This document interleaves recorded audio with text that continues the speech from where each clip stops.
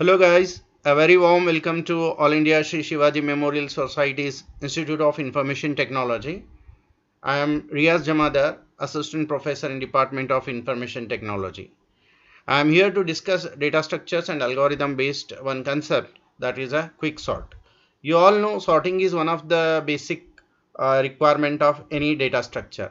So what exactly quick sort is and how it is performed, that quickly I'll let you know.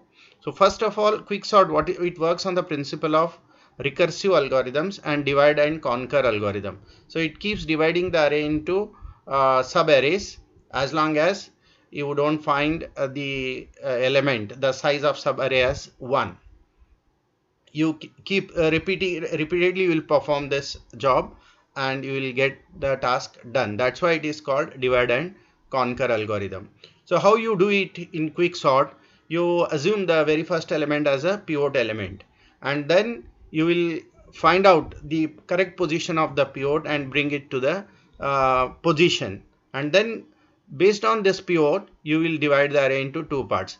The array to its left will be having all elements lesser than that pivot, and the array sub array which is to the right of pivot will have all elements greater than pivot.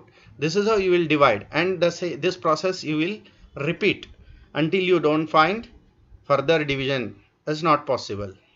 So let me demonstrate you here. Before I demonstrate, quickly I'll take you through the algorithm pseudo code. Assume the very first element as pivot, a low. Low is normally 0, or it could be any value. When you divide the array into two parts, when you keep dividing, low will keep changing. Low we mean here, it is the start of the array, sub array you can say. So you assume that as a pivot, and I will be one position ahead of this pivot.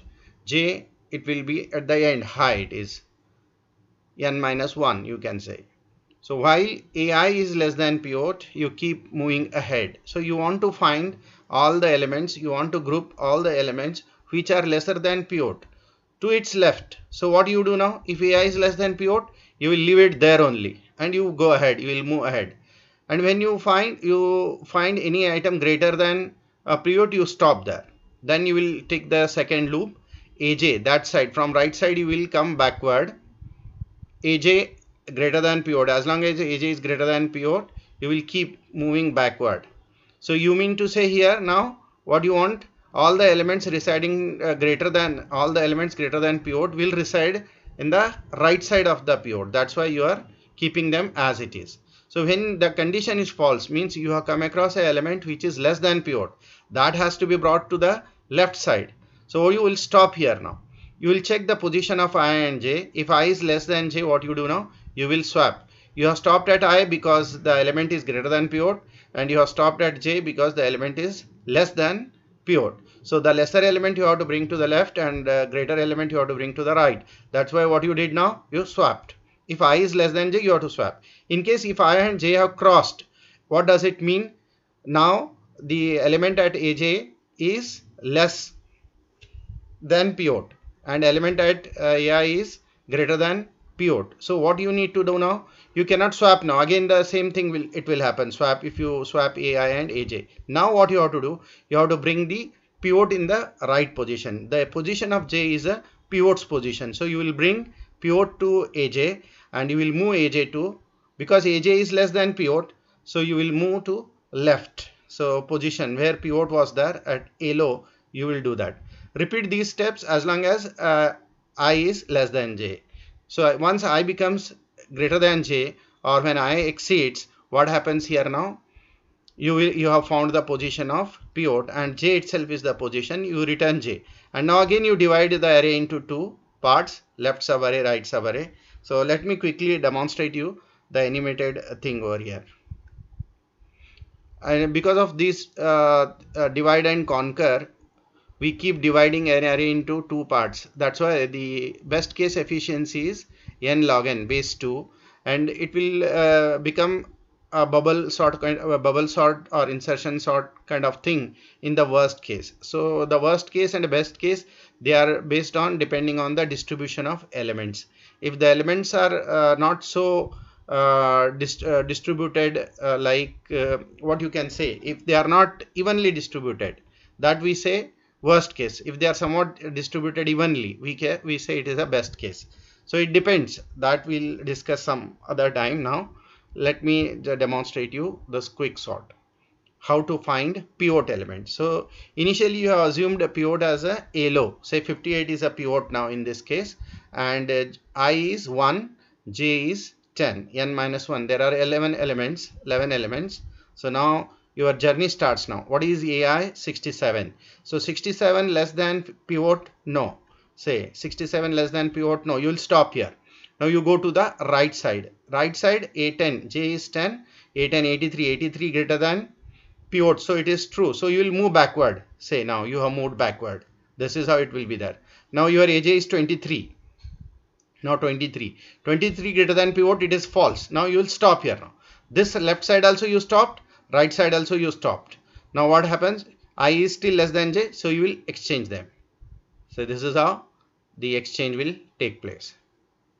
Okay, fine, done. Now again repeat the same, because I is less than j, you repeat it. In the previous slide we have seen the algorithm. Repeat if I is less than j. Yeah, I is less than j, so repeat it now.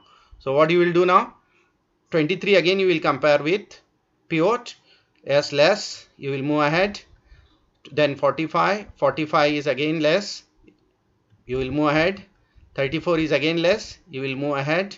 63 is less than pivot? No, it is false. You will stop here now. Go that side now. So when you go that side, 67 is greater than 58, true. So you will come. 18 greater than 58, no, false. You stop there now. Now still I is less than j. So again there will be a swap of ai and aj. See, this is how they swap.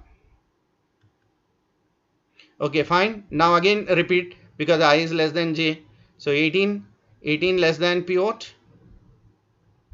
18 less than pivot, so go ahead. 53 less than pivot, go ahead. 49 less than pivot, go ahead. Okay, now the 78 less than pivot is false. You stop here now. That side again you start comparing. 63 greater than 58, yeah, true. So go move backward. 78 greater than 58, yeah, it is true, move backward. 49 greater than 58, false. You stop there now. Now you check, is I less than j? No, I has crossed j. So it means what? Now you have found the correct position of pivot, that is a j. So now element at j and pivot you have to swap now. So this is how, what you did now, you found the pivot's position and you brought it. Now all the elements to its left are lesser. You can notice 49, 23, 45, 34, 18, they are lesser, 53.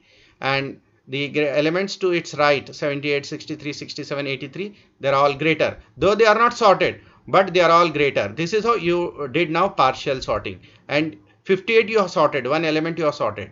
Now what do you do now? Because it is a recursive, again you will repeat it. You will take a sub array now, 0 to 5, that array will be there. That in that one again 49 will be assumed as pivot and a position will be found. Again that array will be divided into two sub arrays. This is how the right side story will be there. So this will continue till we don't find one element in each array. So this is by that time, because of the swapping of pivots, bringing pivots to the right position, you will get the array in sorted position. Yeah, that's all for this much in this video. I hope you enjoyed the session. Thank you so much for watching, and if you have any doubts, anything, feedback, you please put it in comments. Thanks a lot for watching.